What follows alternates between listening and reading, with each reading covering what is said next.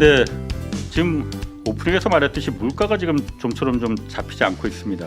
또 여기다가 일본 중앙은행 같은 경우에 17년 만에 금리를 인상했습니다. 여러 가지 좀 금융시장에 변화가 많이 있는데 오늘 좀 자세한 얘기 좀 들어보겠습니다. 최백은 건국대 경제학과 교수 나오셨습니다. 안녕하세요. 네, 안녕하세요.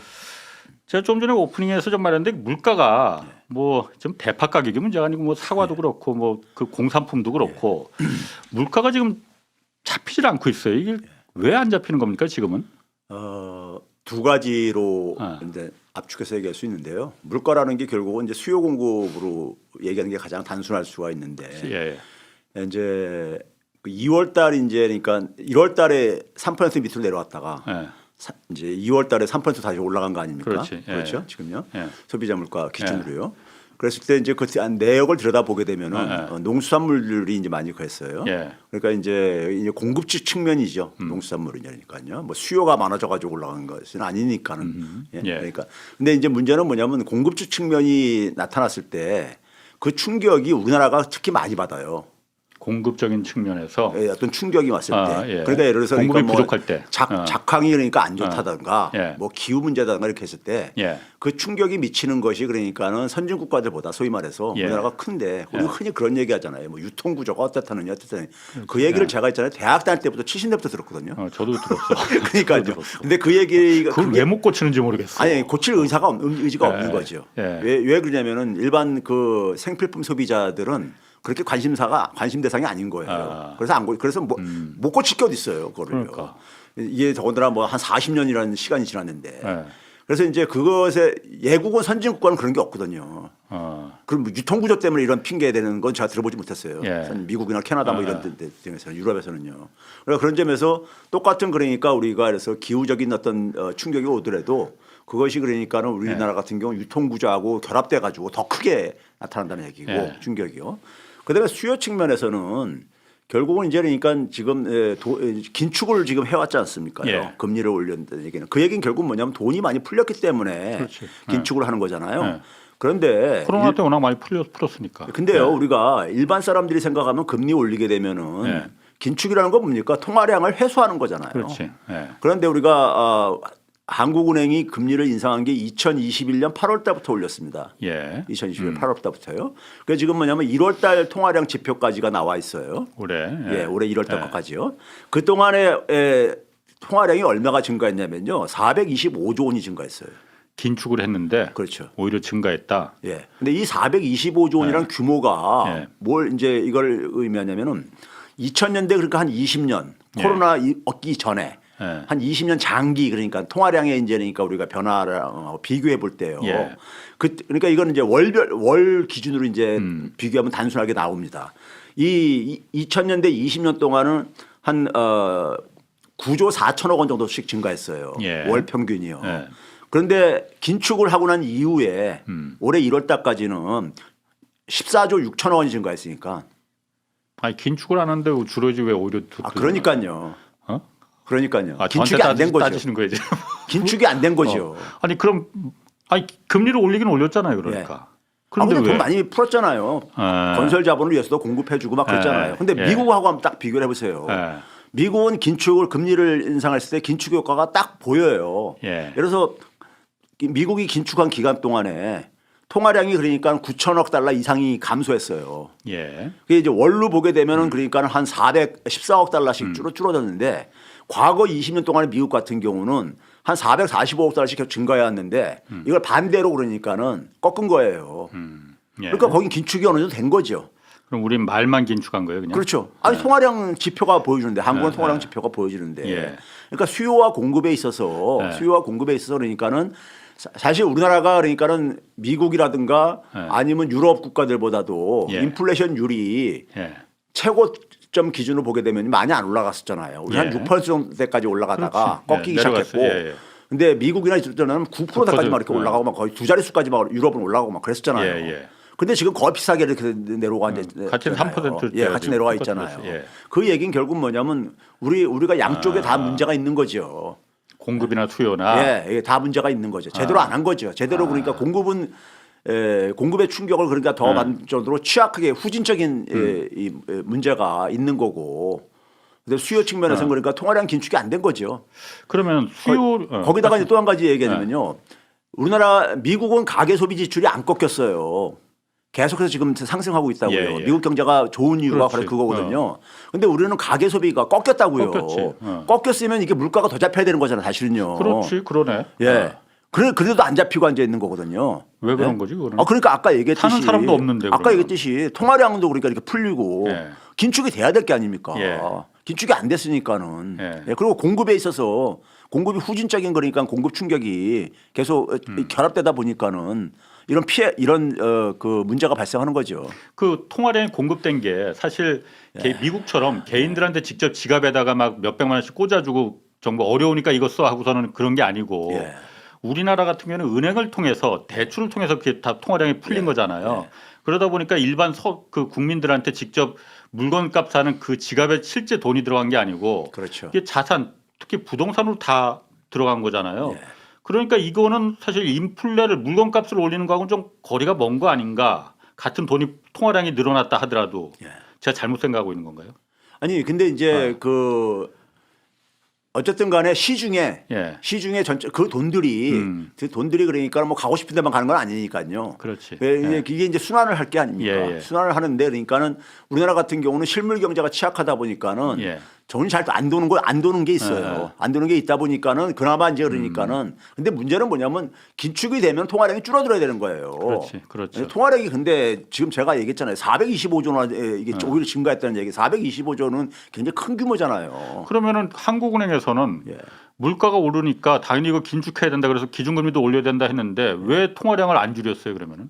통화량 안 못 줄인 겁니까 안 줄인 겁니까? 아니 안 줄인 거죠. 어떻게 보게 되면 우리 예를 들어서 재작년 2022년 소위 말해서 이제 가을에 김진태 사태 터지고 난 이후부터 우리나라 이제 신용 경색 오고 막 이제 그러면서 김진태라고 하면 모르는 분도 있어요. 레고랜드 사태 겸 김진태 사태 겸 뭐 이렇게. 김진태를 더 잘할 것 같은데 제가 볼 때는 레고랜드 사태보다도.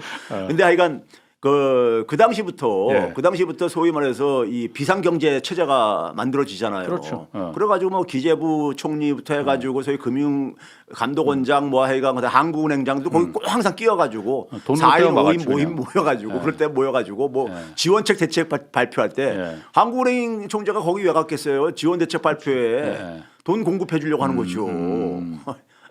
그러니까 그러면은 말만 긴축하고 실제로 긴축을 하지 않은 통화량이 오히려 늘어난 거는 일단 그 아까 말씀하신 대로 그 김진태 사태, 레고랜드 사태 같은 그것도 물론 어쨌든 간에 지금 보다 PF 대출 뭐 이런 거로 인해 가지고 계속해서 그 대출 연장해주고 뭐 이런 걸 하고 있잖아요.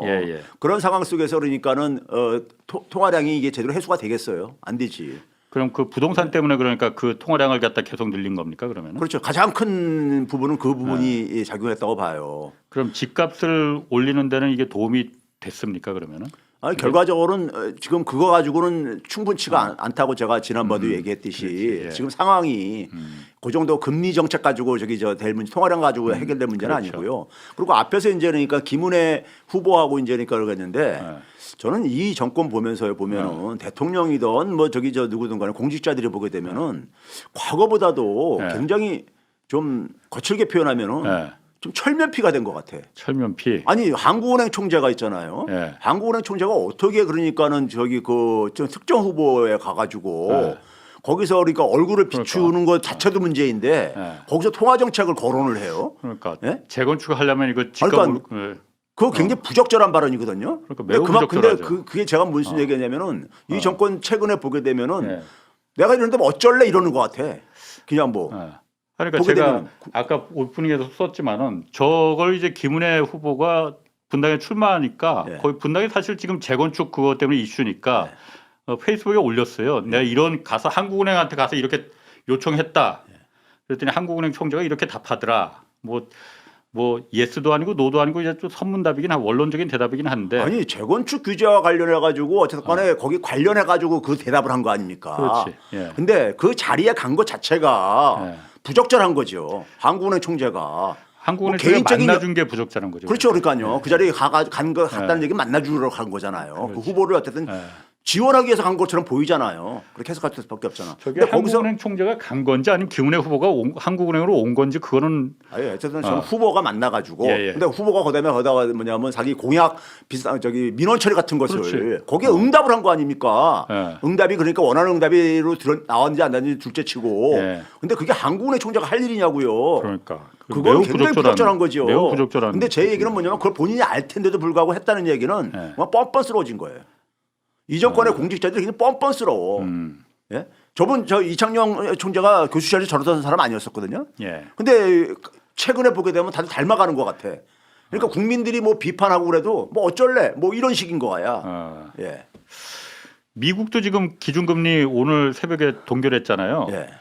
미국이 기준금리 인하해줬으면 좋겠다 생각하는 분들 꽤 있을 겁니다. 지금 우리 예. 한국 정부도 그렇죠. 그걸 아마 학수고대 하고 있을 것 같고. 월가도 그러고 그런 말이죠. 예. 근데 지금 뭐 올해 원래는 작년만 해도 올해 6차례는 금리 인하할 거다. 금리 인하를 화끈하게 했으니만큼 인상을 화끈하게 했으니만큼 인하할 때도 보통 보면 화끈하게 하더라. 그러니까 올해 다시 한번 화끈하게 할 거다. 6차례 뭐 그 얘기까지 나왔었는데 오늘 얘기 보니까 뭐 3차례. 지난번 언급한 거를 바꾸지 않았죠. 예. 그러면은 미국도 지금 이게 금리 인하 지금 할 생각이 지금 할 이유가 없는 거 아니에요? 미국 같은 경우에 지금. 아니 그러니까 그 6차례 하려면 있잖아요. 6차례 하려면 굉장히 어떤 경제에 충격이 와야 되는데 실업자가 넘쳐났어요. 그러니까 뭐 그 실물은 그렇게 될 가능성은 저는 없다고 보고요. 예. 금융 충격이 와야 돼요. 금융 충격이. 예. 그러니까 제가 늘 얘기하지만 이번에 충격이 오면 금융 충격에서 시작해가지고 실물 충격으로 전이가 될 거다. 예. 이렇게 얘기했듯이 금융 충격이 와야지만이 그런 급격한 금리 인하에 이 모멘텀이 형성되어진다고요. 예. 그러니까 지금 월가에서 그러니까 금리 인하 기대하는 친구들이 항상 하는 얘기가 뭐냐면은 지금 거품이 많이 끼어 있어가지고 조만간에 이게 그러니까 거품이 꺼질 거다. 침체 뭐 이런 식의 이제 그 얘기하는데 근데 뭐 그 사람들은 그게 뭐 저기 말대로 전개되고 있지는 않잖아요. 예. 더구나 최근에 이제 뭐냐면은 새로운 국면이 전개된 게 우리 다 알다시피 인공지능 주도에 엔비디아 주도에 새로운 그러니까 붐업이 좀 형성되는 게 있잖아요. 혁신이. 예. 그러니까 이게 그런 게 없었다면은 이게 그러니까 굉장히 그렇지. 그 거품이라고 볼 수 있는데 어느 정도 그러니까는 이걸 좀 두고는 봐야 되겠지만은 어쨌든 간에 혁신의 어쨌든 간에 모멘텀이 보이잖아요. 좀. 그런 점에서 그러니까 지금 파월도 뭐냐면 그러니까 자신할 수 없는 거죠. 자신할 수 없다 보니까는 지난번 그러니까 1월 달에 예. 1월 달 회의에 그러니까 기조를 그대로 그냥 유지를 한 거죠. 그래서 올해 한 3차례 정도를 생각을 하고 예상할 수 있다.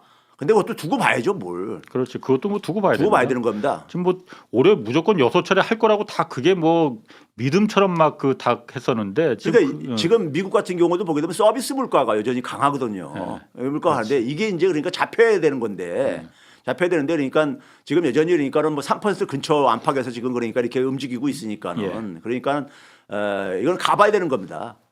그 일본도 지금 며칠 전에 드디어 기준금리를 올렸잖아요. 그리고 마이너스 금리를 이제 그만하겠다라고 했잖아요. 돌아섰잖아요. 이게 어떤 의미가 있는 건지. 근데 이제 뭐 뚜껑을 열어보니까는 뭐 사실은 예상한 대로 그러니까 그 동안에 그러니까는 2016년부터 그러니까 마이너스 금리를 진행을 해왔으니까요. 한 8년간 했던 거죠. 했는데 그 동안에 그러니까는 이런 인플레 속에서도 금리를 정상화하지 못한 것은 그 구조적인 이유가 있기 때문에 그런 거잖아요. 그 구조적인 이유라는 것은 기본적으로 뭐냐면은 뭐 디플레 압력도를 표방을 하고 있지만은 일본은 그러니까 이 정부가 어쨌든 간에 국채를 엄청 발행한 나라잖아요. GDP 하면 250%. 예. 근데 이제 문제는 뭐냐면 이자가 낮다 보니까는 그 이자 지급 비용이 굉장히 부담이 적었어요. 그러니까 과거 오히려 그러니까 2000년대 이전에는 이자 비용으로 한 10조 엔 이상으로 매년 지급을 했는데 이게 오히려 줄어들어 가지고 한 7, 8조 원대로 이렇게 줄어들었었다고요. 그동안에요. 그렇죠? 그런데 이제 작년에 금리를 안 올린 상황 속에서도 국채 금리가 올라가기 좀 시작했었잖아요. 그랬죠. 작년에요. 그러다 보니까는 작년에 원래 일본 정부가 예상했던 것이 이 미국 정부가 그러니까는 지급해야 될 그 이자 부담이 한 8조 3천억 원 정도로 이것도 우리가 그 전에보다 한 1조 원 정도가 올라간 겁니다. 이렇게 예상을 했거든요. 근데 뚜껑을 열어보니까는 9조 5천억 엔으로 이자가 이제 부른 거예요. 일본 정부의 부채 그 이자가. 그러니까 일본은 해계년도가 4월달 시작해서 3월달에 끝나잖아요. 그러니까 지금 이제 그러니까 3월달 거의 정리가 돼가니까는 나오는데 이게 그러니까 9조 5천억 원으로 나온 거야. 원래 예산을 편성할 때는 8조 3천억 원 정도로 그것도 그러니까는 그 이전보다도 한 1조 엔 증가한 부담인데 그거보다도 1조 엔이 더 뚜껑을 늘었다. 지나고 보니까는 해계년도 끝날 때쯤 보니까는 한 1조 2천억 원이 더 증가한 거예요. 그러니까 그게 시장금리가 올라갔으니까 그런 거죠. 시장금리 자기가들이 예상한 것보다 더 많이 올라갔기 때문에. 뭐 계속 억누르긴 했지만은 그래도 계속 꾸역꾸역 올라가긴 올라갔어요. 그렇죠. 그래서 이게 신용물 국채금리 뭐 이런 거 말하는 0.5%까지 뭐 관리하겠다 했는데 그 뚫고 올라가기도 그렇지. 하고 1% 근처까지만 가고 그랬었잖아요. 작년 가을에요. 그렇죠. 지금 뭐 한 0.7%대로 내려와 있지만은 그래도 어쨌든 간에 이게 플러스잖아요. 플러스. 과거에는 이게 그러니까 0%로 관리하겠다고 했었으니까 0%로요. 그러니까 이제 그 이자 부담에 있는 거예요. 첫째는요. 그다음에 이제 금리를 많이 올리게 되게 되면은 우리가 금리하고 이제 채권 수익률은 같이 갈 수밖에 없으니까 채권 가격이 채권 가격이 올라간다는 아니 하락한다는 얘기잖아요. 그럼 채권의 가치에 손실이 많이 생기잖아요. 보유자들이요. 손실이 많이 생기잖아요. 이 충격들이 그러니까는 그렇게 되게 되면 만약에 그런 일이 실제로 충격이 일어나게 되면은 자금의 대이동이 생길 수밖에 없죠. 자금의 대이동이 그러니까요. 여러 자금들이 이동할 수밖에 없죠. 그러니까 이제 그런 충격을 감당할 자신이 없는 거예요. 그러다 보니까 이번에도 그러니까 0%로 정도로 올렸음에도 0에서 0.1이지만 0%로 올렸음에도 불구하고 여전히 뭐냐면 일본은행에서 국채는 계속 국채 매입하겠다고 사들이더라고요. 그러잖아요. 그게 바로 그겁니다. 그 충격을 피하기 위해서. 그러니까 금리를 올리게 되게 되면은 국채 가격이 떨어질 게 아닙니까? 떨어지니까 그러니까 사줘야 될 게 아닙니까? 그럼 방어를 하기 위해서. 방어. 그러니까 그거 하고 있는 겁니다. 그러니까 지금 자동차로 말하면 엑셀레이터를 지금 밟았는데 겁나니까 브레이크도 지금 같이 밟고 있는 상황인 거잖아요. 그렇죠. 그러니까. 굉장히 그러니까 지금 조심스럽게 갈 수밖에 없는 게 일본은 그러니까는 앞으로 가기도 뭐하고 정상화하기도 굉장히 부담스럽고 그렇다고 해서 맨날 이게 지금 비정상적인 지금 통화 정책을 언제까지 계속 갈 수도 없는 인플레이션은 계속해서 어쨌든 간에 목표 물가를 벗어난 상태가 계속 지속되고 있는데 그러다 보니까는 자기들은 그것을 그러니까 소위 말해서 정상화 국면으로 가고 있다고 하지만은 문제는 뭐냐면은 일본의 그러니까 실질 임금은 지금 계속 마이너스가 진행되고 있거든요. 물가가 많이 올라가 가지고. 그러니까 그런 상황 속에서 일본 은행 입장 속에서는 사실 그러니까 관리해야 될 게 너무 많은데 그러니까 급격하게 올릴 수가 없는 거예요. 아, 그러니까 이제 알겠다. 일본이 어쨌든 일본 정부가 빚이 너무 많으니 이걸 갖다가 기준금리를 올리면 시장금리도 같이 따라 올라가 버리니 국채 금리가 이제 올라가 버리니까 그러면은 이 세금 걷어서 이자로 다 내기 바쁘니 그래서 여태까지 마이너스 기준금리를 탈피하지 못하고 계속 유지하고 있었는데 일본도 물가가 오르기 시작했잖아요. 인플레가 나타나기 시작했잖아요. 한국만큼이나. 그러니까는 일본 사람들이 입이 나오기 시작하니까 야 못 살겠다. 물가가 이게 빵값이 어제는 1,000원인데 오늘은 왜 2,000원이야? 이래 버리니까 아유 그러면 기준금리를 이제 올려야겠다 해서 이번에 올려버린 거잖아요. 올려버렸는데 그러면은 이자 낼 돈이 정부가 이자 낼 돈이 더 늘어나니까 같이 국채는 국채대로 계속 사주면서 브레이크를 계속 밟고 있는 거다. 그렇죠. 이게 언제까지 가능할 수 있어요? 계속 그렇게 가는 게? 얘네들 그러니까 상황 전개를 봐가면서 할 수밖에 없어요. 자기들이 그러니까 뭐 확신할 수 있는 게 아무것도 없으니까는. 그런 점에서 그러니까는 굉장히 진퇴양난에 사실 있는 겁니다. 일본도요. 일본도. 그러면은 지금 일본이 물가가 오른 국채 정부 부채가 이렇게 많아서 함부로 금리를 올리지 못했는데 그래도 올린 거는 일본 요즘 경제 지표는 사실 굉장히 좋잖아요. 주가도 오르고 임금도 오르고 물가도 물론 올리니까 임금을 올렸지만은 수출도 잘 되는 것 같고 내수도 나아지는 것 같고 지금 정도면은 올려도 버틸 수 있다라고 생각한 거 아닐까요? 사실 지금이 마지막 기회다. 지금 마이너스 0.1%나요. 0%나 그 기본적으로 금융시장에 주는 충격은 그렇게 크지 않습니다. 그러다 보니까 시장에서 그 발표하자마자 오히려 엔화 가치가 더 떨어졌잖아요. 그러니까 엔화 가치는 더 떨어진 게 뭐냐면 뚜껑 열어보니까는 별거 없더라 이거예요. 그러니까요. 시장이 가는 게 예? 기조가 그러니까 기존의 완화 기조가 예. 바뀐 게 없다 이거예요. 예. 큰 차이가. 단지 그 한 게 뭐냐면 시장 금리에 이제 그러니까 인상을 그냥 허용하겠다 이렇게 이제 했잖아요. 그러니까 그거는 어차피 작년에도 이미 진행됐던 거잖아요. 계속 허물었었잖아요. 그렇지. 상한선을. 예. 그러니까 그걸 현실을 수용을 한 거예요. 사후적으로 수용을 한 거고 단지 뭐냐면은 급격하게 진행할 자신은 없다 보니까는 아주 저기 저 짧게 가는 거죠. 쉽게 그럼 얘기해서. 일본은 물가는 저 정도에서는 잡을 수는 있는 거예요? 일본은? 이제 물가가 지금 각국 중앙은행들이 뭐냐면요. 목표치대로 지금 안 들어왔지만은 지금 이렇게 하락 추세니까는 하락 추세니까는 그게 그러니까 계속해서 하락 추세가 지속되기를 바라고 있는 거죠. 희망하고 있는 건데 문제는 뭐냐면 그게 이제 2% 밑으로 내려가 주느냐 안 주느냐는 것은 이건 이제 지켜봐야 되는 문제라 이거죠. 또 한 가지 관심 있는 게 엔캐리 트레이드라는 거 항상 우리 말했었잖아요. 일본 금리가 워낙 마이너스 금리고 그냥 저금리니까 여기서 돈 빌려다가 다른 데다가 이제 그 달러로 바꿔서 다른 데다 뭐 옛날엔 동남아 뭐 미국 요즘은 미국 막 이런 데 투자하는 거 이걸 엔캐리 트레이드라고 했잖아요. 일본 자금들이 전 세계 지금 다 퍼져 있잖아요. 한국에도 엄청 들어와 있습니다. 지금 뭐 사무라이 자금 뭐 해갖고 일본 금리가 이렇게 다시 어쨌든 조금이라도 올렸으면은 다시 이게 다 일본으로 빨려 들어가는 거 아니냐. 그럼 외국 자본들 한국에서도 그렇고 다 빠져나가는 거 아니야? 이런 우려들도 좀 있는 거 아니냐? 그러니까 그게 앞에서 한 얘기하고 이제 연결된 얘기인데요. 그러니까 소위 말해서 엔화 가치가 강세로 바뀌면 그게 이제 흐름이 바뀌죠. 근데 지금 이번 뚜껑 열어보니까는 별거 아니더라. 뚜껑 열어보니까 엔화 가치가 더 떨어졌잖아요. 151엔도 돌파했잖아요. 그러니까 그런 점에서 이게 그러니까는 충격이 작았기 때문에 엔화 가치가 그러니까 시장에 실망을 해가지고 결국은 그러니까 엔화 가치가 떨어진 거 아닙니까? 떨어지고 그다음에 150 사실 그 발표하기 전에는 140 한 6엔 정도까지도 막 내려가고 그랬었잖아요. 근데 그때보다 많이 떨어진 거잖아요. 지금 어떻게 보면요. 더 떨어졌어. 그러니까 엔캐리 트레이드의 오히려 지금 조건은 지금 더 충분해진 거죠. 오히려 지금요. 엔화 가치가 더 떨어졌으니까. 떨어졌으니까요. 그러니까 이게 만약에 이제 그러니까 금리를 그러니까 굉장히 이번에 좀 빅스텝을 했으면 그러니까 엔화 가치가 강세로 전환할 수 있었죠. 전환되게 되면 엔캐리 트레이드가 사실 그게 이제 붕괴될 수가 있죠.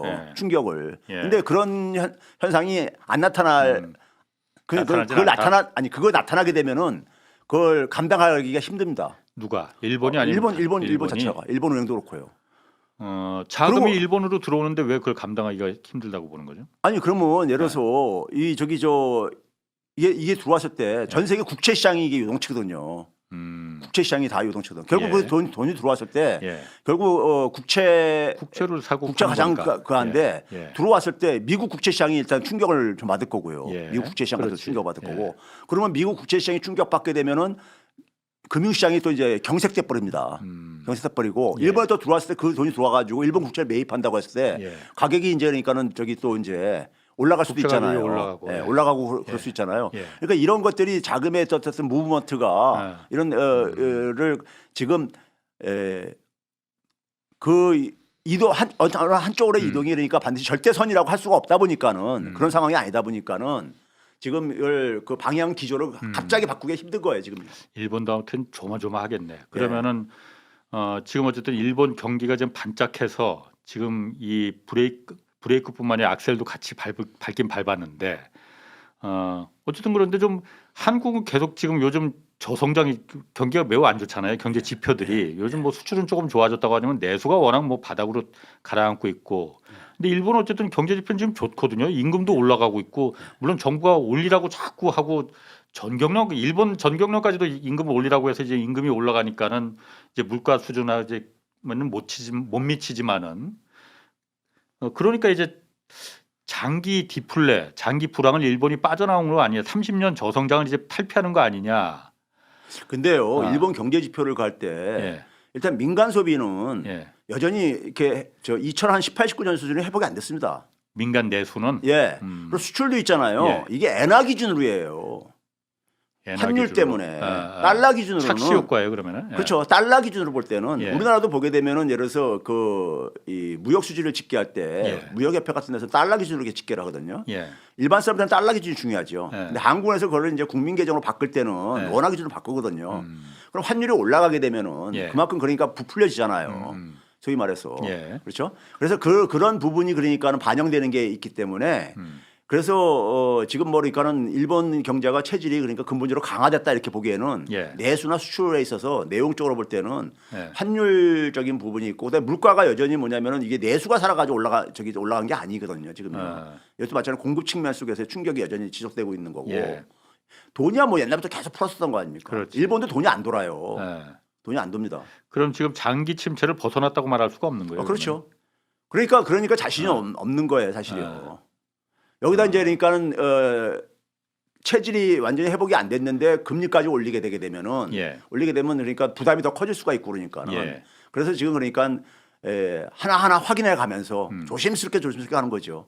살얼음판 걸어갔듯이. 지금 한국이 어쨌든 일본 과거 30년 전에 일본 꼴이 될까봐 지금 걱정하는 건데 일본이 그러면 그 저지경이 된 거는 왜 그때 어쨌든 부동산이 거품이 90년대 초반에 부동산 한껏 부풀었던 거품이 터지면서 그 장기 저침체로 들어갔다 잃어버린 30년이 시작됐다 그렇게 알고 있잖아요.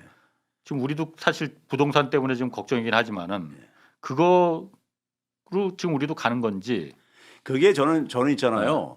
그 금융적인 것은 사후적인 것이고 근본적인 것은요. 결국 경제라는 것은 그 실물 경제의 그 경쟁력입니다. 소위 그러니까 일본 산업의 경쟁력에 이게 문제가 생기기 시작한 거예요. 그러니까 소위 말해가지고 일본도 제조업을 가지고 쭉 성장을 한 나라인데 일본도 그러니까는 이 산업 체계가 사실 그러니까 80년대 말부터 전환이 시작된다고 전 세계가 다요. 소위 말해서 우리가 흔히 아는 인터넷 IT 혁명 이런 것이 가면서요. 그 속에서 산업 체계 전환을 해야 되는데 이걸 못한 거예요 일본은요. 못하면서 그러니까는 그걸 못하고 대신 자기들의 전통적인 제조업에서 어떤 강한 경쟁력만 믿고 있다가 그러니까 이걸 경제가 좀 어려울 때마다 돈을 풀어가지고 하다 보니까 그 돈이 실물 경제로는 별로 그러니까 지원이 안 되고 다 이게 그러니까 버블을 만들고 그 버블이 꺼지면서 그런데 문제는 뭐냐면 산업 경쟁력은 그 이후에도 계속 악화가 됐죠. 결국은 뭐냐면 산업 경쟁력이 가장 중요한 저는 팩터라고 보고 있고요. 그 우리나라가 그런 점에서 똑같아요. 저는요. 제가 저는 사실 요즘 방송이나 경제 얘기 좀 하는 게 좀 이제는 좀 아주 막 힘들어요. 저 솔직히 말해서 왜 힘드냐면은 제가 이렇게 바깥에 활동한 이유 중에 한 가지가 학생들 지금 있잖아요. 학생들이 지금 올해 입학한 학생들이요 2005년생입니다. 2005년생이요. 2005년생 아이들이 있잖아요. 얘네들은 그러니까 적어도 2100년까지 살아갈 애들이잖아요. 그렇죠? 그러니까 전혀 다른 세상에서 지금 살아가야 되는 거예요. 지금 소위 말해서 그러니까 그러니까 지금 엔비디아라든가 GPT 이런 걸 인공지능 시대에 지금 살아가야 되는 애들인 거예요. 근데 인공지능 시대에 지금 그러니까 우리 같은 기성세대들은 뭐 살 날이 많지 않다 보니까 그 충격으로부터 그러니까 자유로울 수 있을지 모르겠지만은 어느 정도 얘네들은 그걸 직접적으로 다 받아야 되는데 그 시대에 적응할 수 있는 이 준비를 기성세대가 못 시키고 있습니다. 못 시키고 있는데 특히 우리나라처럼 우리나라 같은 경우도 산업이 굉장히 빠르게 늙어가고 있어요. 그러면 그러니까 산업도 마찬가지로 새로운 산업이 만들어져야 돼요. 산업이라는 것은 나을 산자다가 일업자인 것처럼 일자리를 만들고 소득을 창출하는 곳입니다. 과거 농업이든 뭐가 됐든 간에 산업이라는 것은요.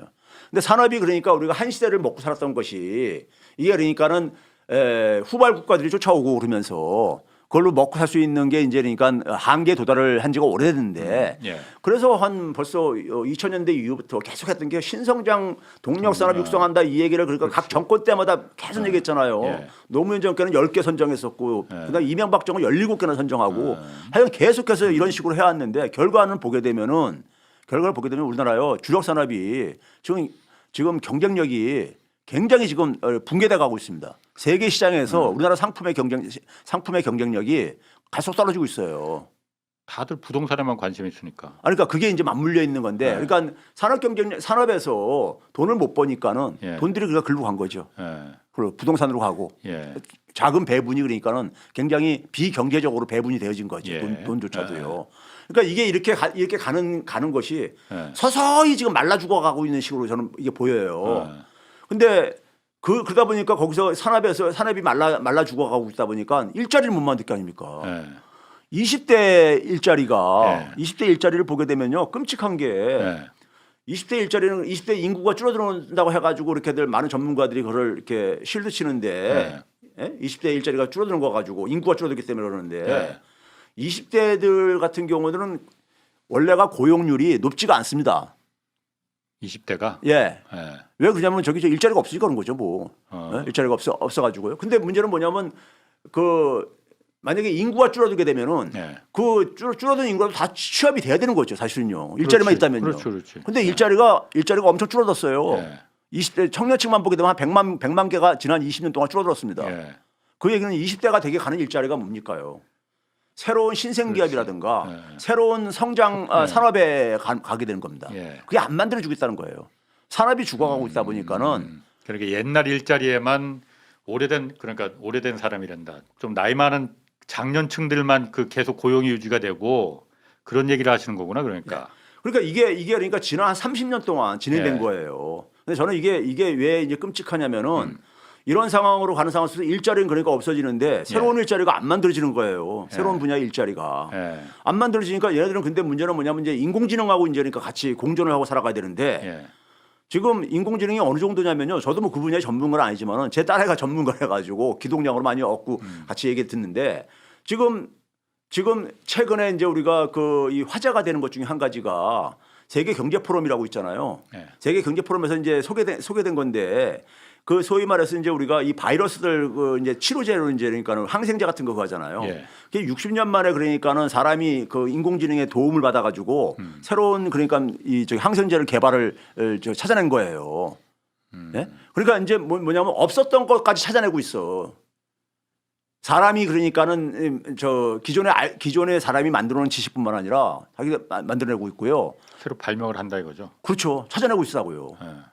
기존에 없었던 것까지 찾아내고 있고요. 거기다가 또 한 가지는 뭐냐면 최근에 이제 우리가 보게 되면요. 우리 요즘 우리나라 한 몇 해 전부터 초등학교 때부터 코딩 교육 시킨다고 이런 열풍이 불었잖아요. 사람 도움 없이 사람의 개입 없이 스스로 인공지능이 그러니까는 코드를 완전히 개발을 합니다. 그러니까 예를 들어서 뭐냐면 이런 겁니다. 자, 우리 여기 이제 충정로 지역에 있는 만약에 이태리 식당을 좀 저기 찾아줘 그러게 되면은 그걸 다 검색을 해가지고 그걸 매핑을 해가지고 제가 앱도 만들고 인공지능이 다 그렇게 해요. 그런 시대라고요. 그런 시대가 이미 지금 왔어요. 그럼 지금 20대 애들이 앞으로 살아갈 시대는 더욱이 이제 진척이 될 텐데 얘네들은 그러니까 기본적으로 인공지능하고 경제뿐만 아니라 인공지능하고 어쨌든 간 같이 팀을 짜가지고 자기가 그래야 되는데 그런 쪽으로는 우리나라가 지금 교육이든 뭐든 간에 아무것도 안 되고 있어요. 그러니까 시대 부적응자를 만들어내고 있다고. 기존의 일자리는 줄어들고 있고. 그거 끔찍한 거죠. 그래서 저는 그래서 대학 선생으로서 한 30년 하다 보니까 너무 미안한 거야. 아이들한테요. 그래서 근데 이거를 제가 사회 활동하면서 계속해서 정치인들한테 얘기했는데도 정치인들도 이거 지금 우리 사회가 집단적으로 무감각해졌어요. 그러니까 우리 경제가 굉장히 지금 이렇게 시들어가고 있는데 이거에 대한 그러니까 근본적인 그러니까는 지금 과거에 우리가 한 시대를 먹고 살았던 것들은 이건 다 이제 다 시들어져 가고 있는데 새로운 걸 못 만들고 있는데 이거에 대해서 그러니까는 국가적으로 그러니까 사실 이건 여야를 떠나가지고 사실은요 관심을 갖고 해결해야 되는 건데 이걸 그러니까 기성세대들은 뭐냐면 자기 문제는 좀 적다 보니까는 자기하고 이해관계자는 근데 아이들이 그러니까 여기에 그러니까는 그냥 거의 무방비 상태로 노출돼 있습니다. 그러니까 지금 학생들을 제가 좀 이게 부정적으로 쓰는 표현은 아닙니다. 제가 한 10여 년 전부터 쭉 관찰해 보면요 아이들이 좀비 같아요. 좀비가 뭡니까? 살아는 있는데 방향성을 모르고 그냥 왔다 갔다 하는 거죠. 그러니까 이 방향성을 그러니까는 선생도 제시를 못 해주고 있고 왜? 자기가 배운 것들이 과거의 저거 경험에 기초서 다 배운 것들이다 보니까는 지금 근데 새로운 세상이 펼쳐지고 있거든. 전혀 다른 세상이에요. 펼쳐지고 앉아 있거든. 그러니까 아이들이 그냥 요새 대학 가는 것도 심지어 그냥 스펙 관리하기 위해서 가는 거 정도로 생각하는 애들이 많아져요. 스펙 정도로 그러니까 스펙 중에 하나로 그냥. 그 남들도 다 하는데 나도 없으면 안 되니까 이 정도지. 지금 최 교수님 말씀 들어보면은 한국 미래가 매우 암울한데 매우 암울한데. 저는 그렇게 봐요. 그래서 제가 이거를 제가 지난 한 10년 이상 떠들어댔는데 사람들이 국민들이 그러니까 전부 다 그러니까 어떻게 보면 집단적으로 무관객해지고 있다니까요. 무관객해지고 있고 정치인들도 여기에 대해서 별로 그러니까 신경도 안 쓰고 있고 제가 작년에 지난번까지 나와가지고 제가 얘기했던 게 우리 지금 민생 경제가 굉장히 최악으로 지금 치닫고 있는데 지금 이제 4월 총선 이후에 보게 되면은 예. 저는 민생위기가 굉장히 악화될 것 같아요. 지금 이제 산업 구조가 이렇게 망가지는 상황 속에서 뭐 4월 위기설이라는 얘기는 계속 지금 돌고 그러니까 있습니다. 그때까지 되게 이렇게 밀었던 거 아닙니까? 예. 근데 아까 이제 수출 최근에 뭐 괜찮아진다 그러죠? 예. 아닙니다. 작년도든 지금 올해 1, 2월 달 거까지 예. 3월 달은 안 나왔으니까요. 예. 수출액을 보게 되면요. 우리나라 주로 이제 그러니까는 그 산업 자원통상부가 발표한 집계해서 발표하는 거 보게 되면 주력 산업이 한 15대 집계를 이렇게 한다고요. 근데 얼마 전까지 13대 산업을 주로 13대 산업이 한 75% 차지해요. 예. 반도체가 최근에 인공지능 저거 수익 때문에 조금 좀 이제 그러니까는 올라갔지. 살아나는 거예요. 근데도 예. 2018년 수준이 회복이 안 됐습니다. 아직도요. 반도체도. 예. 예. 근데 반도체를 제외하면은요. 12대 산업이 2011년보다도 적습니다. 지금 수출액이요. 이게 우리나라 대표적인 주력 산업들이에요. 예. 12대 주력 산업이 대기업들이 주로 담당하고 있는 선박, 자동차 뭐 이건 디스플레이 다 여기 관련된 것들이요. 예. 근데 이게 2011년 이전 수준이라니까요. 올해 1, 2월 때도 똑같아요. 작년만이 아니라 네. 그런 점에서 변화가 없다니까요. 이거 변화 안 생겨요 앞으로. 그리고 우리나라 지금 수출 시장 점유율이 전 세계 수출 시장 점유율이 3%가 붕괴된 지 지금 한 5년 됐거든요. 그렇죠. 계속 떨어지고 있었는데 예. 우리나라 상품 경쟁력이 없는 거예요. 시장에 세계 시장에서. 예. 그 결과가 그러니까 기업들이 그냥 돈을 못 벌고 네. 앉아 있고 그러니까 뭐 기업들이 그러니까는 뭐 일자리를 만들지 못하고 있는 거죠. 그러니까 우리 제품의 경쟁력이 지금 계속 떨어지는 게 예. 후발 국가들은 대표적으로 중국이 우리보다 지금 그런 부분에서 더 잘 만든다 이런 경쟁력이 올라왔으니까는 우리가 그 부분에서 경쟁력이 떨어지는 게 당연한 거잖아요. 네. 근데 말씀하시기를 그러면은 새로운 미국 엔비디아처럼 그런 인공지능이든 뭔가 새로운 혁신 산업이 우리가 거기서 뭔가를 만들어냈어야 되는데 과거에 일본이 지금처럼 저지경이 된 게 그 당시에 90년대 새로운 혁신을 만들어내지 못했기 때문에 일본이 저렇게 30년 동안 장기 저침체가 갔는데 우리는 그때 만들어냈습니다. 뭔가를 반도체도 그렇고 IT도 그렇고 그래서 그 기간을 버텨왔는데 이제 와서 보니 지금 옛날 일본이 혁신을 못 만들어서 쭈그러졌던 그 입구에 지금 서 있다. 그렇죠.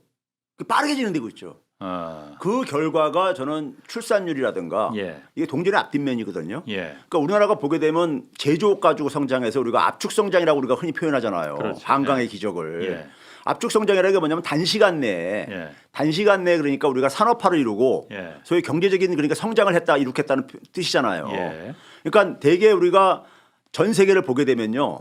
선진 국가들 보게 되면은 산업 제조업을 통해 가지고 예. 1인당 소득 만 달러는 달성을 합니다. 예, 그러니까 만 달러 달성하고 나서 어떤 현상이 생기냐면요. 제조업의 일자리가 줄어들기 시작해요. 공통적으로요.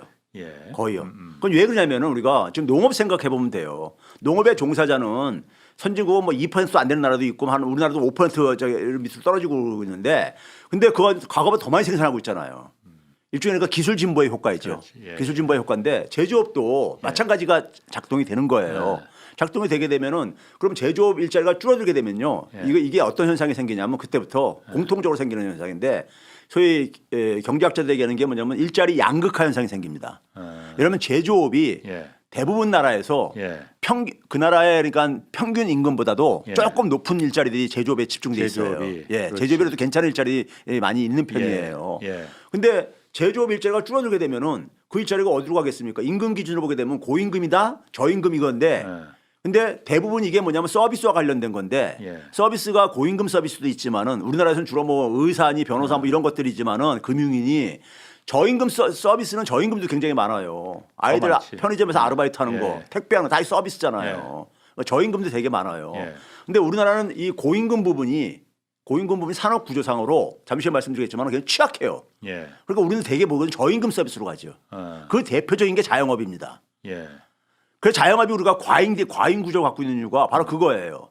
우리나라는 그래서 제조업의 이 그 종사자 비중이 지금 작년에 16%가 무너졌습니다. 전체 취업자에서 그러니까 16명이 안 된다는 얘기예요. 제조업 취업자가요. 예. 일자리가요. 그러면 이 사람들이 그러니까 어디로 가느냐? 되게 자영업 예비군으로 이제 진출을 합니다. 자영업 예비군이 돼 가지고 자영업자를 예. 끼우끼우 하는 거예요. 예. 그러니까 거기 그러니까 만성적으로 과잉 공급이 되고 있죠. 자영업 과잉 공급이요. 예. 우리나라가 전 세계적으로 자영업이 많은 나라 중 한 나라잖아요. 예. 그러니까 그게 이제 자영업 문제를 야기하죠. 야기한단 말이에요. 근데 이제 이게 일자리 양극화라는 게 결국은 소득 양극화를 얘기하는 거예요. 그렇잖아요. 일자리 인근 기준으로 봤을 때 보니까요. 예, 예. 그게 우리나라가 언제부터 생겼냐면 90대 초부터 이게 생긴 겁니다. 예. 30년 제가 얘기하는 이유가 거기에서 그래서 그런 거예요. 예?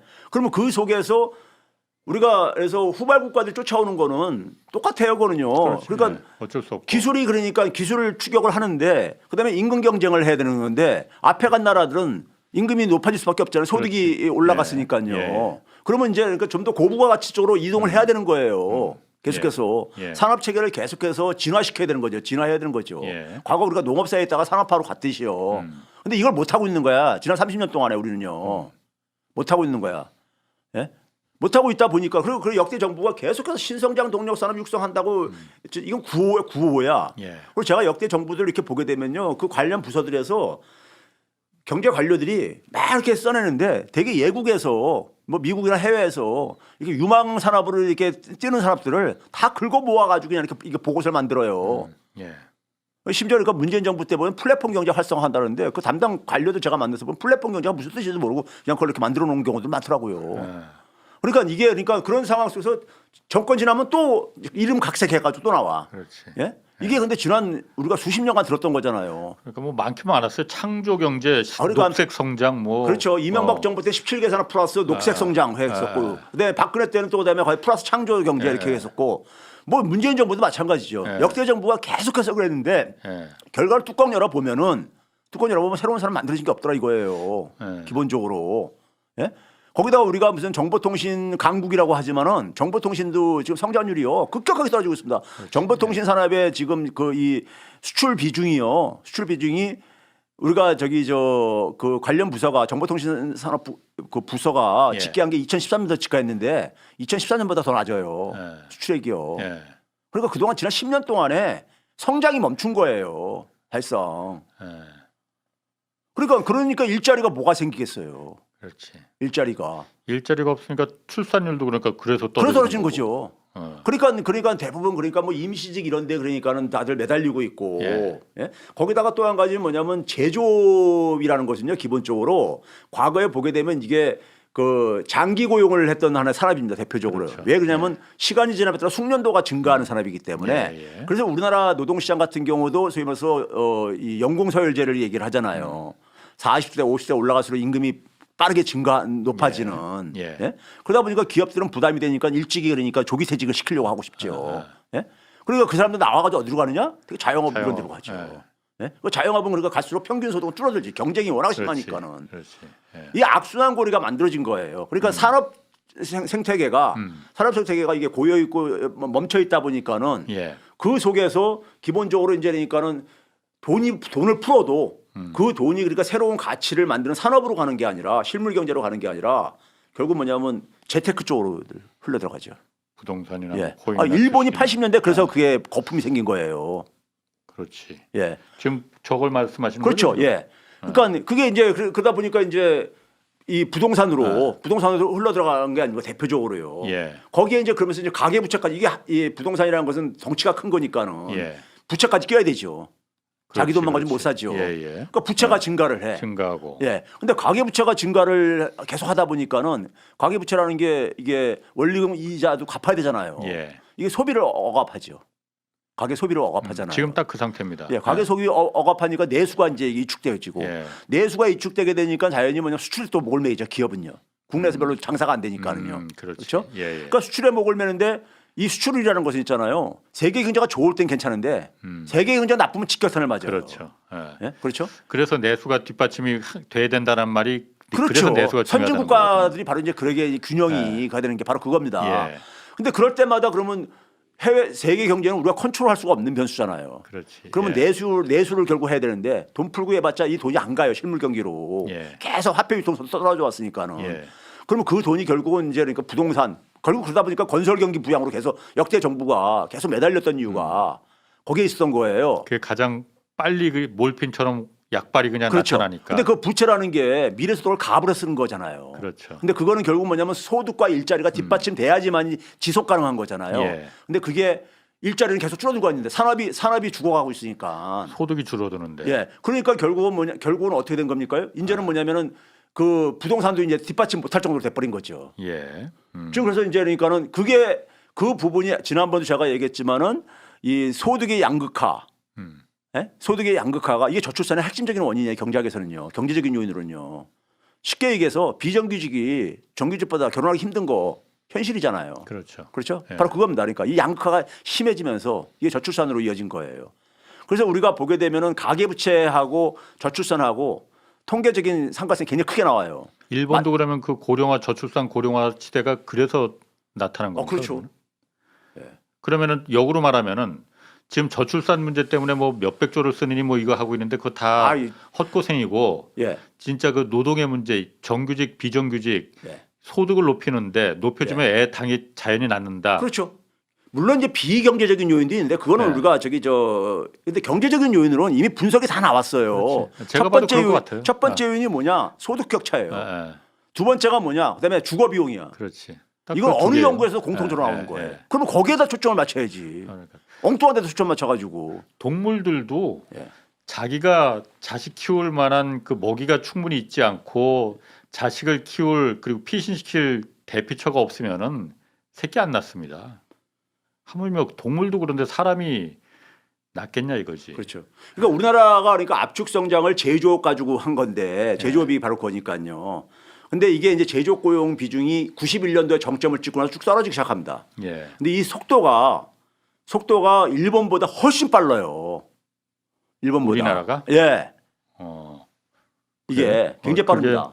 지금 이거 이거 말씀하시는 이겁니다. 거죠? 자, 이거 봐보세요. 예. 일본도 그러니까 제조업 고용률 비중이 27.6%가 정점이었었어요. 예. 70년대 초에요. 여기 예. 예. 그러고 나서 그러니까는 2022년도에 15.5%가 내려왔거든요.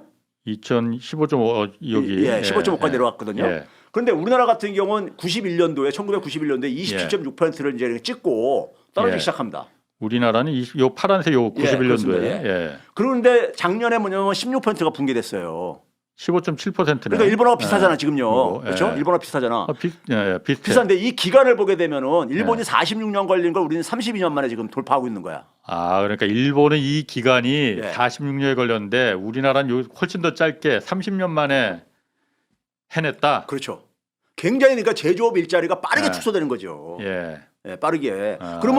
그러면 제조업을 대신할 수 있는 일자리가 나와줘야 되는 거잖아요. 그렇죠. 예? 예. 근데 그게 안 만들어주고 있다는 거야. 산업이 그러니까 이 연못에 고여 있는 물처럼 예. 고여 있다 보니까는 그게 바로 그러니까 청년층 일자리들의 문제인 거예요. 지금 우리 사회 전체적인 일자리 문제. 예. 산업이 일자리의 주역이니까 이게 출산율하고 밀접하게 관련돼 있다 이거예요. 앞에 예. 그림에 보시게 되면 앞에? 예. 요거? 여기 보시게 되면은 예. 이게 이제 그러니까 출산율도 보게 되면은 일본이 1.76명에서 그러니까 1.37명까지 간 게 예. 1983년에서 2023년까지 거의 그러니까는 40년에 걸쳐서 간 겁니다. 이게 40년에 걸쳐서 간 거를 예. 우리는 뭐냐면은 지금 저희 이 간 오히려 게 더 떨어졌어. 1992년에서 예. 2023년까지 예. 그리고 우리가 일본은 적어도 2010년대 이후부터는 예. 이게 더 이상 안 떨어지고 있어요. 유지를 하고 있어. 1.73명대로 계속 유지는 하고 있는 유지가 하고 거죠. 있는데 우리는 급속하게 떨어지고 있잖아요. 굉장히 빠르게 떨어지고 있잖아요. 뭐 내년에 0.6명대까지 그러니까 올해 0.6명대 나올 거라고 지금 얘기를 하고 있죠. 올해. 서울의 일부 지역 같은 경우 0.5도 붕괴됐어요 지금요. 이것도 그럼 간게 일본은 40년 걸렸는데 우리나라는 이거 30년밖에 안 걸린 거예요. 그렇죠. 일본보다 훨씬 더 지금 숫자로도 심각하고 기간으로도 심각하고. 그렇죠. 그러니까 압축적으로 그러니까 우리가 공업화한 거를 경제 성장한 거를 압축적으로 그러니까 탈성장으로 가는 거예요. 예. 탈공업화로 가고 있는 거고. 그게 출산율하고도 밀접하게 관련돼 있는 거예요. 이게 다 동전의 앞뒷면처럼요. 예. 예? 이게 그러면은 이 속에서 그러니까 미래가 안 보이는 거예요. 그러니까요. 그러니까 젊은 애들이 그러니까 우리가 일본 요즘 젊은 애들이 우리가 오래전부터 예. 사토리화돼 가고 있다. 예. 사토리라는 것이 그러니까 우리가 흔히 말해서 저는 그 용어 처음 들었을 때 참 재밌다 그랬는데 돌을 터득했다는 이런 얘기거든요. 사토리가. 사토리가 그. 예, 그 일본 말이 그러니까 예. 득도했다는 저를 일본어로 사토리라고 하더라고요. 예. 그 걔들은 뭐냐면 그게 일본의 90년대 이후에 태어난 세대를 얘기하거든요. 예. 그게 바로 잃어버린 30년의 출발점이에요. 예. 근데 우리가 흔히 말해가지고 한 침체가 예. 한 5년 정도 됐으면은 그래도 좀 나아지겠지 앞으로 이런 희망을 갖는데 예. 자기가 태어나가지고 지금까지 그렇지. 보니까는 변화가 없어. 그러면 어떻게 하겠습니까? 희망을 못 가져요. 앞으로도 변화 안 생길 거라고 보는 게 합리적이죠 오히려 그러니까요. 그래서 득도를 했구나. 그러니까 이제 뭐냐면 희망을 괜히 희망 가져봤자 예. 소위 우리 뭐 희망 고문한다고 이렇게 돼버리니까는 오히려 거기에 현실에 적응하려고 그러죠. 거기 맞춰서 살려고. 그럼 일본도 똑같습니다. 일본의 기성세대들은 젊은 애들이 그러니까 패기가 없다 막 이렇게 하고 그러는데 그거 괜히 꼰대 같은 소리로 이제 취급받죠. 거기도 마찬가지로 그러니까 뭐냐면 그걸 가질 수가 없으니까는 오히려 거기 적응을 하는 게 걔네들 굉장히 현명하게 대응을 하는 것처럼 우리나라 젊은이들이 지금 그러고 있는 거예요. 지금요. 그래서 버리고 있는 거예요. 왜 무슨 희망을 가질 수 있는 적이 없잖아요. 지금요. 그러면 그 희망을 가지려면은 어쨌든 지금 최 교수님 말 들어보면은 한국 다 망했어 지금. 그래서 제가 경제 얘기 안 하고 싶다니까요. 경제쇼도 그럼 문 닫아야지 그러면. 아니 근데 제가 이 얘기를 한 10수년간 지금 정치인들도 얘기하는데 들으면 다 거기서 하면서 노력들을 안 해. 이게 지금 같이 무너지고 있는데. 자 그러면 노력 안 하는 사람들은 지금 이번 선거에서 그럼 다 날려버리고 어떤 그런 노력을 어떻게 해야 되는지 다시 한번 좀 우리가 지금 이제 이걸 봐보세요. 우리가 과거에는 제조업 같은 경우는 선진국이 한 거를 그러니까 우리는 이제 바라보고서는 따라하는데 따라하는 것 중에서도 그러니까 우리가 일부만 따라한 거예요. 그렇지, 잘할 수 있는 소위 말해서 국제 분업 체계가 냉전 체제 속에서 이제 미국이 국제 분업 구조를 만들었잖아요. 그렇죠. 세계화로. 그래서 소위 말해가지고 자유진영에 있는 국가들이 좀 성장을 할 수 있는 여지를 만들어준 거잖아요. 여지를 만들어줘가지고 그래서 이제 분업 구조를 만들었잖아요. 그렇지. 그 속에서 우리는 한 꼭지를 따가지고 이렇게 여기까지 온 거라고요. 그런데 지금 뭐냐면 전 세계가 새로운 산업 생태계로 바꿔가고 있는 상태잖아요. 블록화됐죠, 굉장히. 블록화도 됐을 뿐만 아니라 기존에 없었던 산업을 만드는 지금 상황이라고요. 그런 면에서 왜 그러냐면은 지금 인공지능 시대다, 모바일 시대다. 이게 소위 디지털 쪽으로 다 옮겨가고 있는 게 이미 그러니까 90대 후반부터 소위 디지털 산업 생태계가 만들어지고 있고 그게 지금 인공지능으로 지금까지 가고 앉아 있는 거잖아요. 그러면 이거는 인류가 그동안에 경험해보지 않은 새로운 산업을 만드는 거예요. 그렇지. 근데 우리는 근데 이러한 새로운 산업을 만드는 걸 한 번도 해본 적이 없는 나라예요. 우리나라가 그러니까요. 근대 들어와가지고 이후에는. 따라만 선진국이 한 거를 보고서는 그 중에서 그것도 일부만 그한 거야. 그러니까 이게 보게 되면 저는 이걸 식민지적인 산업 구조라고 하는데 식민지적인 산업 구조예요. 해가지고 했는데 하다 보니까는 전체 산업 생태계라는 것을 만들어 본 적이 없는 거야. 근대 이후에 만들어 본 적이 없는 거야. 그래서 여러분 한번 봐보세요. 최근에 삼성전자가 굉장히 이 논란이 많이 되고 그랬었잖아요. 뭐 HBM HBM을 못 만든 거와 관련해서 SK 하이닉스하고 비교되면서 얘기할 때 여기에 많은 게 담겨져 있습니다. 그러니까 모바일 산업도 마찬가지고 두 차례 그러니까 삼성전자의 패착이 보이는데 이게 삼성전자가 HBM과 관련해서 왜 이거를 안 했느냐?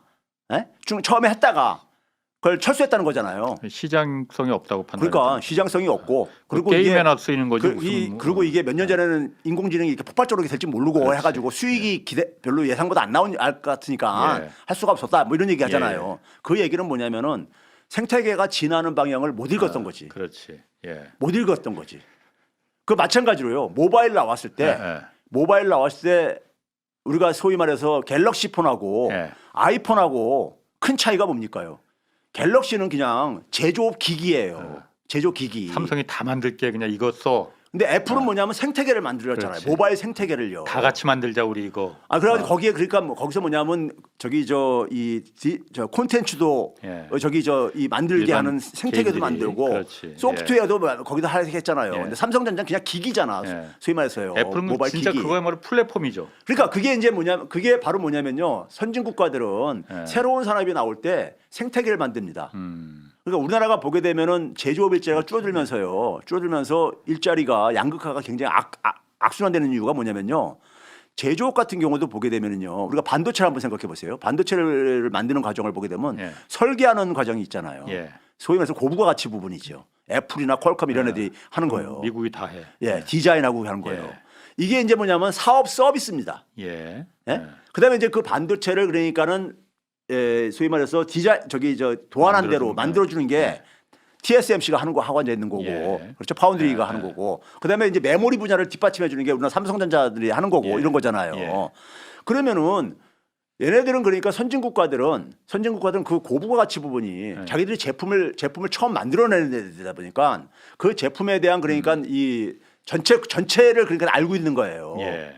그러니까 메모리든 비메모리든 간에 만들 수 있는데 단지 그거를 그러니까 국제 분업구조에서 떠넘겼던 거죠. 미국 애들은. 그렇지. 그러니까 아는 거 알면서 안 만드는 거하고 우리가 모르기 때문에 안 만드는 거하고 틀린 것처럼. 그렇죠. 근데 우리는 뭐냐면은 전체 우리는 뭐냐면 그 중에서 뭐냐면 할 수 있는 부분만 딱딱히 하다 보니까는 고부가 가치 부분은 안 한 거예요. 그 결과가 지금 나타나는 것 같아요. 그러니까 그러다 보니까는 제조업에서 일자리 줄어든 게 한계가 지금 나오는 거죠. 이게 저임금 서비스로 주로 가는 거란 말이에요. 그러면 여기서 이제 제가 가는 건 뭐냐면요. 우리가 충격이 뭐냐면 우리나라가 로봇 밀도가 전 세계에서 1위라는 얘기 많이 들어보셨죠. 공장에서 로봇 밀도라는 걸 우리가 어떻게 정의하냐면 노동자 10,000명당 예. 로봇 도입 대수 예. 이렇게 정의하거든요. 예. 그게 우리나라가 압도적으로 1위입니다. 우리는 1036인가 뭐 이 정도 이렇게 하는데 1000대가 넘는데 그다음 2등이 300대로 뚝 떨어집니다. 예. 그러니까 로봇 도입이 굉장히 우리나라가 높은 나라예요. 예. 그거는 뭘 의미하는 거냐면요. 자동화한다는 얘기는 그 나라 노동력을 현재의 자동화 기술로 대체가 대체한다는 거죠. 예. 가능한 정도의 그러니까 숙련도를 가지고 있다는 겁니다. 아, 근데 만약에 우리가 예를 들어서 저기 서해대교 저기 인천대교 건너갈 때 그걸 설계하는 것을 그걸 로봇이 못 하잖아요. 그런 거요. 예. 그러니까 그런 부분에 우리는 숙련도 갖고 있는 게 아니라 천재의 로봇 기술이 대체할 만큼 상대적으로 그러니까 평이한 숙련도만 우리는 갖고 있다는 얘기예요. 그러면 이게 인공지능으로 이제 로봇도 이제 엔비디아가 로봇까지 진출하겠다고 그러는데 그렇죠. 그렇게 되면요 우리나라 노동력 충격은 더 크게 빠르게 네. 진행될 수밖에 없다고요. 오늘 거기까지 하셔야 될 것 같습니다. 그래요? 시간이 어쨌든 제가 벌써 보니까 지금 말씀드린 거 제가 정리를 해보면은 지금처럼 그야말로 그 과거에 그 제조업에서 약간 그 한 단계 이 정도 갖고는 지금 택도 없고 예. 뭔가 이끌어낼 수 혁신을 할 수 있는 그 생태계를 새로 구축을 해야 된다. 그거 예. 아니면 진짜 한국 경제 답이 없다. 예. 지금 그 말씀이시죠? 예. 근데 이번- 이게 사실 오늘 대안을 좀 얘기를 하려는데 시간이 이렇게 빨리 가는지 몰랐네. 대안을 어차피 앞에. 2주 뒤에 또 나오실 테니까 그때 잠깐 좀 얘기를 하시죠. 예. 이게 교육하고도 관련돼 있거든요. 2주 뒤에 또 나오셔서 그때 얘기해 주시고 최백은 건국대 경제학과 교수였습니다. 고맙습니다. 네, 감사합니다. 내일은 금요 브리핑 있는 날입니다. 1부에서는 잠자던 인플레가 왜 깨어났는지 좀 풀어드리겠고 2부에서는 뉴스포터 신혜리 기자와 함께 한 주간 경제뉴스 이면 좀 자세히 들여다보겠습니다. 지금까지 경제와 정의를 다잡는 홍반장 기자 홍사원이었습니다.